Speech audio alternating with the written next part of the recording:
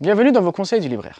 Il y a des récits qui, tout au long de l'histoire de l'humanité, ne cessent d'être utilisés, ne cessent d'être interprétés. Et c'est le récit dont nous allons parler aujourd'hui.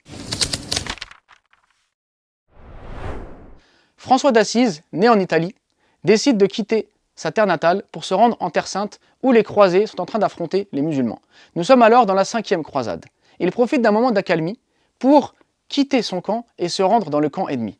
Étonnamment, les musulmans le laissent passer, l'accueillent et même l'emmènent jusqu'au sultan El-Kamil qu'il souhaitait rencontrer.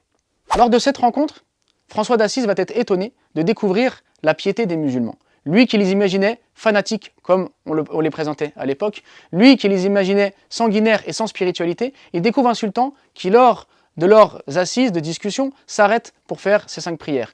Un sultan qui transpire la piété et une société musulmane autour de lui qui est pieuse et qui fournit de grands actes de dévotion, ce qui va fortement le frapper. Mais surtout, ce qui est intéressant dans cette histoire, c'est qu'on découvre que ce sultan l'accueille, alors qu'on est en pleine guerre, les croisés sont venus agresser les musulmans sur leur propre territoire, mais il accueille cet homme 2 fois qui vient le rencontrer. Il accueille cet homme, il lui donne l'hospitalité et une discussion naît alors que la guerre fait rage tout autour.